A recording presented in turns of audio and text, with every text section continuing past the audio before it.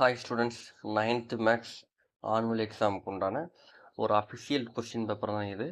First எடுத்தோன்னே நீங்கள் book பேக்கில் இருக்கக்கூடிய ஒன் வேர்ட்ஸை தரவு பண்ணிடுங்க. அதை தரவு பண்ணிட்டீங்க அப்படின்னாலே உங்களுக்கு ஒன் வேர்ட்ஸ் எத்தனை மார்க் கேட்குறாங்க அப்படின்னா 14 மார்க்ஸ் நினைச்சிடறாங்க அப்படின்னா கேட்குறாங்க.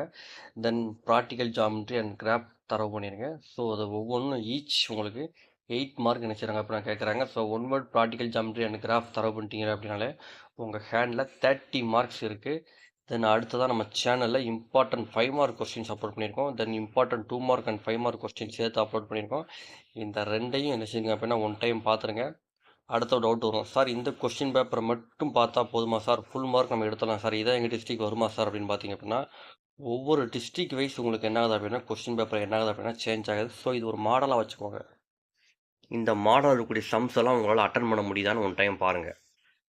அட்டன் பண்ண முடியாட்டா நம்ம சேனலில் அப்லோட் பண்ணியிருக்கக்கூடிய இம்பார்ட்டன்ட் கொஸ்டின்ஸை தரவு பண்ணுங்கள். தாராளமாக நீங்கள் ஃபுல் மார்க் என்ன செஞ்சலாம் அப்படின்னா தாராளமாக ஸ்கோர் பண்ணிடலாம். தென் கிராஃப் ஜாமெட்ரி ஒன் டைம் என்ன செஞ்சுக்கோங்க அப்படின்னா ஒர்க் அவுட் பண்ணி பார்த்துக்கோங்க. ஏன்னா அது ரொம்ப ரொம்ப முக்கியம். ஸோ ஃபஸ்ட்டு உங்களுக்கு இன்னும் எக்ஸாமுக்கு உங்களுக்கு ப்ரிப்பேர் ஆக உங்களோட டைம் நல்லா இருக்குது. ஸோ ஒன் டைம் ஃபுல்லாத்தையும் ஒன் டைம் ஒர்க் அவுட் பண்ணி பாருங்கள். கண்டிப்பாக ஃபுல் மார்க் தாராளமாக நீங்கள் என்ன செஞ்சிடலாம் அப்படின்னா ஸ்கோர் பண்ணிடலாம்.